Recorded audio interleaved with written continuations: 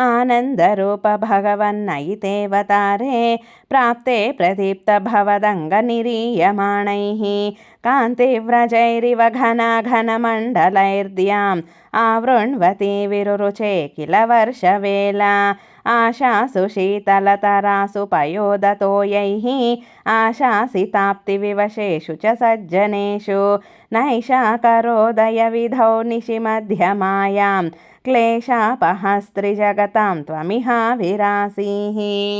नारायण नारायण नारायण नारायण नारायण नारायण नारायण नारायण नारायण नारायण नारायण नारायण नारायण नारायण नारायण नारायण तमद्भुतं बालकमम्बुजेक्षणं चतुर्भुजं शङ्खगदारयुधायुधं श्रीवत्सलक्ष्मं कलशोभिकौस्तुभं पीताम्बरं सान्द्रपयोदसौभगं महार्हवैडूर्यकिरीटकुण्डलत्विषा परिष्वक्तसहस्रकुन्तलम् उद्दामकाञ्च्यङ्गदकङ्कणादिभिः विरोचमानं वसुदेव ऐक्षत बाल्ये स्पृशापि वपुषा दधुषा विभूतिः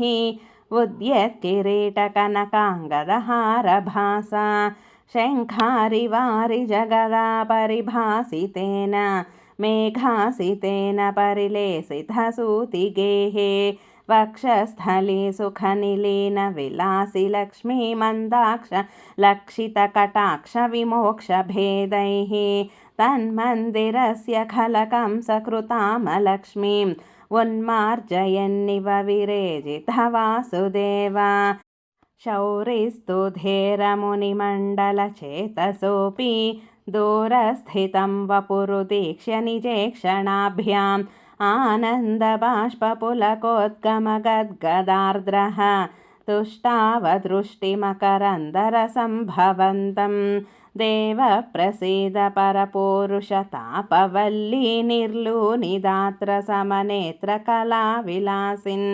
खेदानपाकुरु कृपा गुरुभिः कटाक्षैः इत्यादि तेन मुदितेन चिरं नुतो भोः मात्रा च नेत्रसलिलास्तृतगात्रवल्या स्तोत्रैरभीष्टुतगुणः करुणालयस्त्वं प्राचीनजन्मयुगलं प्रतिबोध्यताभ्यां मातुर्किरादधितमानुषबालवेषं त्वत्प्रेरितस्तदनु नन्दतनूजया ते व्यत्यासमारचयितुं सहिशूरसूनुः त्वां हस्तयोरधितचित्तविधार्यमार्यैः अम्भोरुहस्तकलहंसकिशोररम्यं जाता तदा पशुपसद्मनि योगनिद्रा निद्रा विमुद्रितमथा कृतपौरलोकं त्वत्प्रेरणात् किमिव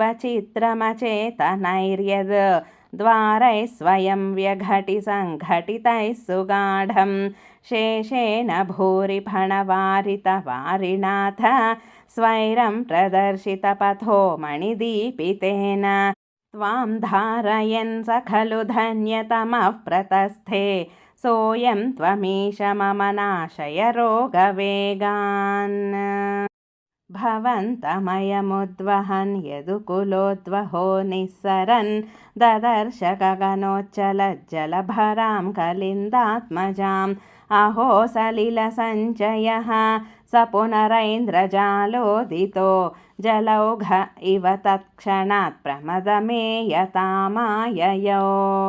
श्रीकृष्णाय परब्रह्मणे नमः। नारायण अखिलगुरो भगवन्नमस्ते। सर्वं श्रीकृष्णार्पणमस्तु।